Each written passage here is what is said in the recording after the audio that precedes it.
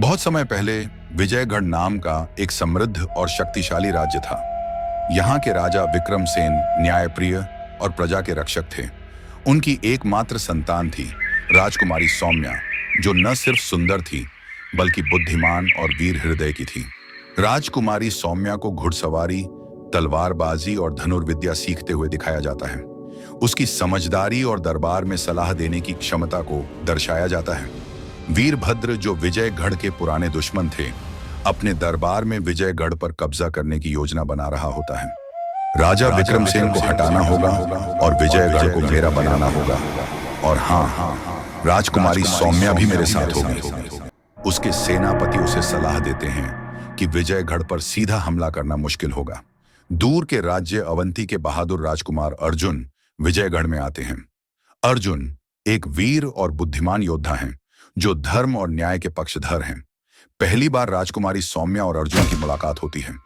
दोनों में गहरी बातचीत होती है और वे एक दूसरे से प्रभावित होते हैं।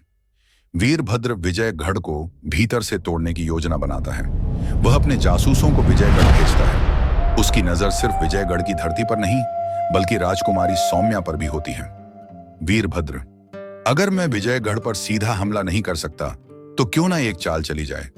क्या वीरभद्र अपनी योजना में सफल होगा? जानने के लिए देखें। विजयगढ़ में एक बड़ा उत्सव हो रहा है, जहां अर्जुन और सौम्या भी हिस्सा ले रहे हैं। लेकिन वीरभद्र के गुप्तचरों ने पूरे राज्य पर नजर रखी हुई है।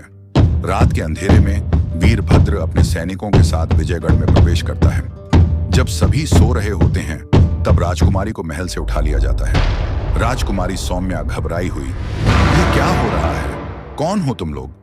लेकिन सैनिक उसकी कोई बात नहीं सुनते और उसे वीरभद्र के किले में ले जाते हैं। सुबह होते ही राजा विक्रमसेन को खबर मिलती है कि उनकी बेटी को उठा लिया गया है। पूरा राज्य सदमे में आ जाता है। अर्जुन को जब यह पता चलता है तो वह तुरंत वीरभद्र से मुकाबला करने का प्रण लेता है। अर्जुन, मैं कसम खाता हूं, मैं राजकुमारी को वापस लाऊंगा। वीरभद्र राजकुमारी को जबरदस्ती अपने महल में लाने के बाद उसे धमकाता है। वीरभद्र हंसते हुए, अब विजयगढ़ मेरा होगा और तुम मेरी रानी। लेकिन राजकुमारी सौम्या वीरभद्र की किसी भी बात को मानने से इनकार कर देती है। राजकुमारी सौम्या गुस्से में, तुम कितने भी षड्यंत्र कर लो, पर मैं कभी तुम्हारी नहीं हो सकती। क्या अर्जुन अपनी प्रतिज्ञा निभा पाएंगे? जानने के लिए देखें। अर्जुन अपनी सेना के साथ वीरभद्र के किले की ओर निकलता है। वह अपने सैनिकों को प्रेरित करता है। यह युद्ध सिर्फ विजयगढ़ के लिए नहीं, बल्कि न्याय के लिए है।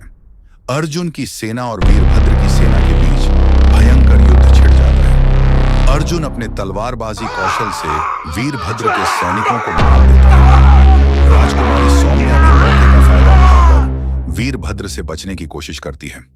अर्जुन और वीरभद्र के बीच आमने सामने की लड़ाई होती है। दोनों के बीच भयंकर युद्ध होता है, लेकिन वीरभद्र धोखा देने की कोशिश करता है।